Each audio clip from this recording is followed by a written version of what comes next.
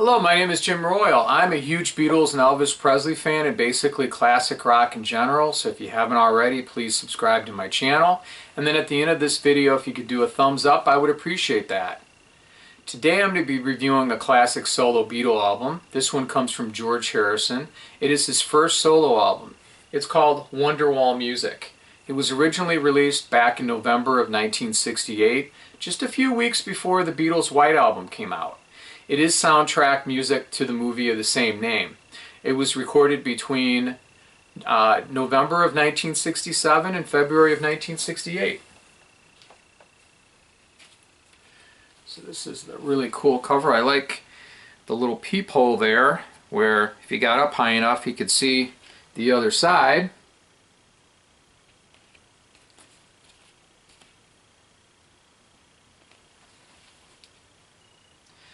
And this was the first full-length record that was released on the Beatles label Apple Records.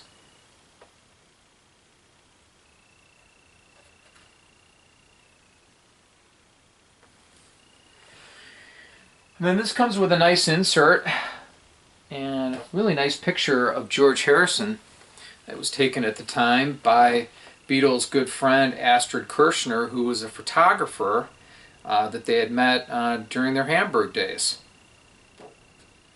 And in the back, got that. Here.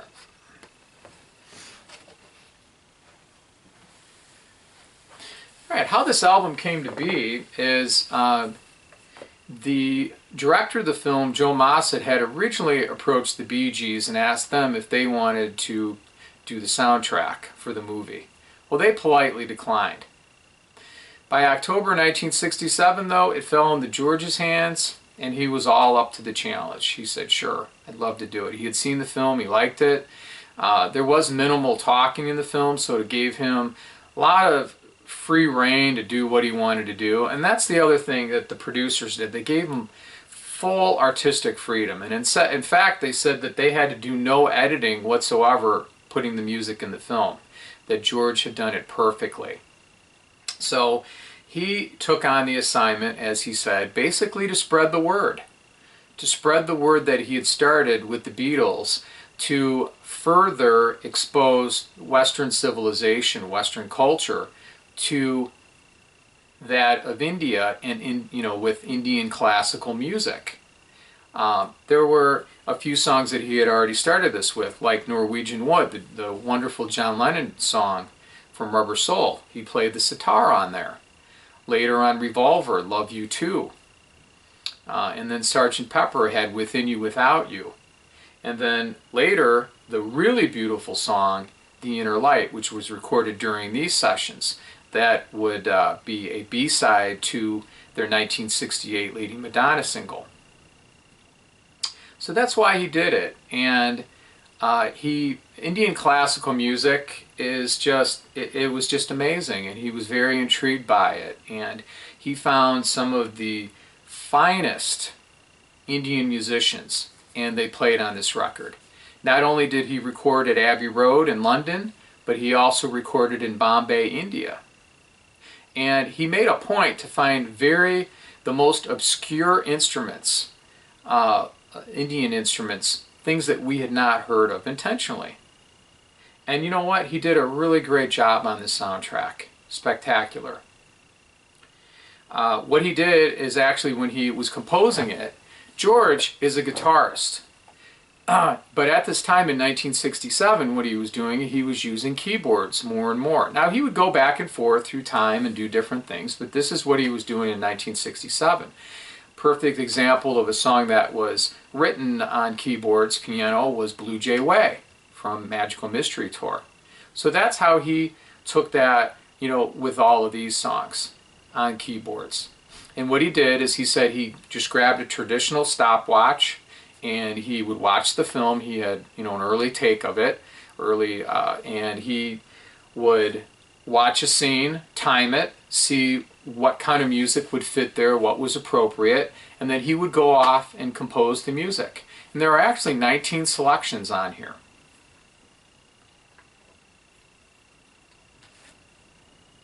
What I wanted to do is, besides the Indian music that's on here, there's some symbolism with the movie. He also has it clashing. He has Western type pop music, psychedelic music. He's got country western on here. He's got ragtime music on here, like Scott Joplin type influence.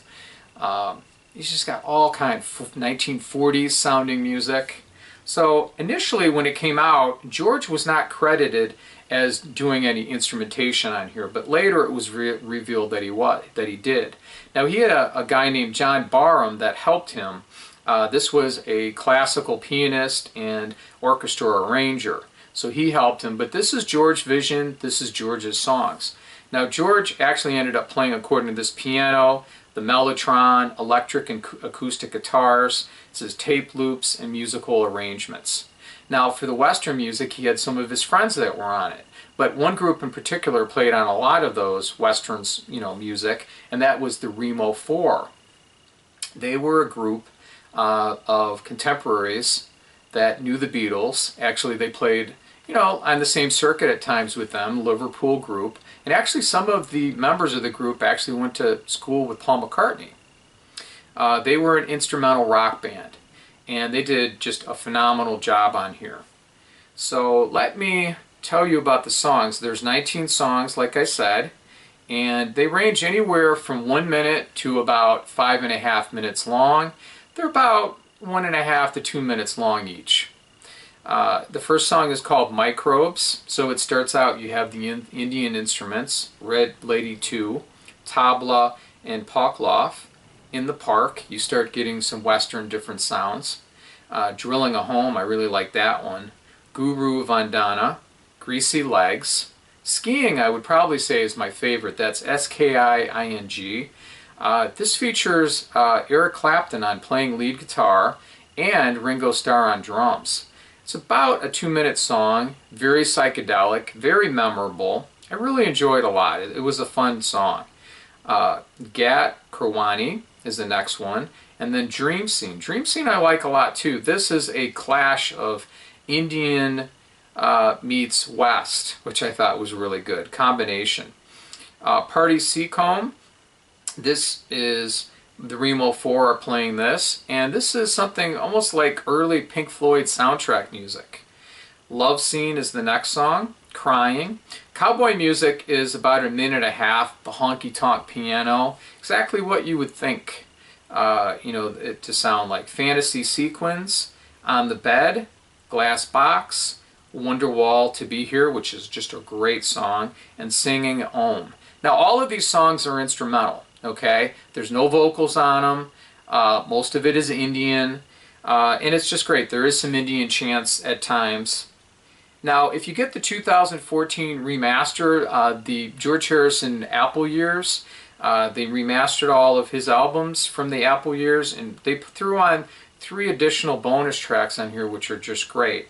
One song is called In the First Place. This was performed by the Remo 4 and written by them, and this was on Earth. This is just a wonderful song. This sounds like a Beatles outtake, kind of like a Blue Jay Way type inspired song.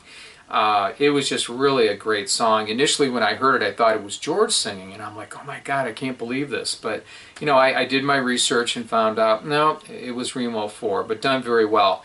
Almost Shankara is unreleased Indian type song, about 5 minutes, really nice. And then they have the Inner Light on here, the alternate take. And this is the instrumental. And at the beginning, it basically has George Harrison in the studio conversing with the Indian musicians, and he's actually singing to them of how he wants it to go, and it was just amazing. Other people who contributed on the album, Peter Tork from the Monkees, he played banjo. Now he's not on the album, but he's on the movie. He's in the movie, music. There's a song on there, and sometimes with soundtracks they don't. There are other songs that are not in the movie. They might be inspired by the movie, and vice versa. There is a 2 DVD set that I read that features all of it, but this is basically most of it, and this is the way you want to go. If you're an absolute completist, I would go that route. I tell you, in the 80s I was given this from a family friend, and I was a teenager. I just wasn't into it. It wasn't my scene. It wasn't my thing, 2014 I did hear the remaster, and it was just amazing. It was like unearthing a lost treasure, a Beatles treasure, and I was just totally blown away by it. So I would definitely recommend that you check this out. I do want to tell you really briefly about the movie, what it's about, so you understand why do you have the Indian and the Western on here, why the clashing. That's symbolic for what the movie's about. The movie is dealing with a professor, a lonely professor, who lives in an apartment, very traditional, the way he is set in his ways, and he has a wall that has a peephole, and he's actually able to spy on his neighbor through the peephole and see all of her activities. Well, she is this very young, beautiful, swinging London chick by the name of Penny Lane. A fun takeoff of the Beatles, song. And she's definitely non-traditional, and it's a culture clash thing. So I think that was also part of the inspiration for that. So like I said, this is just a real treat. I was also kind of intrigued, amazed that the new age movement of music from the 80s and 90s, like Yanni and artists like that, David Arkenstone, things, some of they might have got some of their ideas from stuff like this, from this music, because this was very original, very one of a kind. So anyway, I'm giving this a 7 out of 10 stars. I just think this is a really fabulous album. I want to wish everybody, it's Good Friday today, I want to wish everybody who celebrates Easter, happy Easter in a few days. You take care, and thank you very much for watching my video. Goodbye.